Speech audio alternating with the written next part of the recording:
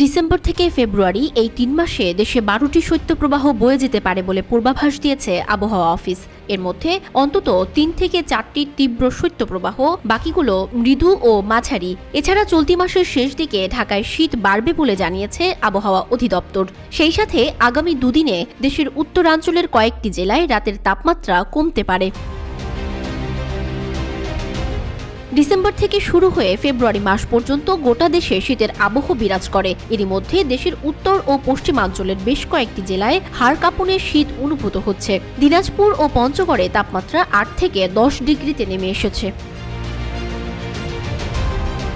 তবে রাজধানী ঢাকা সহ দেশের মধ্য ও দক্ষিণাঞ্চলে এখনও জেঁকে বসেনি শীত। আবহাওয়াবিদ মনোয়ার হোসেন বলছেন, হিমালয়ের পাদদেশ থেকে ঠান্ডা বাতাস আসায় দেশের উত্তর পশ্চিম ও উত্তর পূর্বাঞ্চলে আগে ভাগে শীতের দেখা মেলে। রাজধানীতে আগামী দুদিন রাতের তাপমাত্রা কিছুটা কমবে, আর চলতি মাসের শেষ দিকে শীতের তীব্রতা বাড়বে।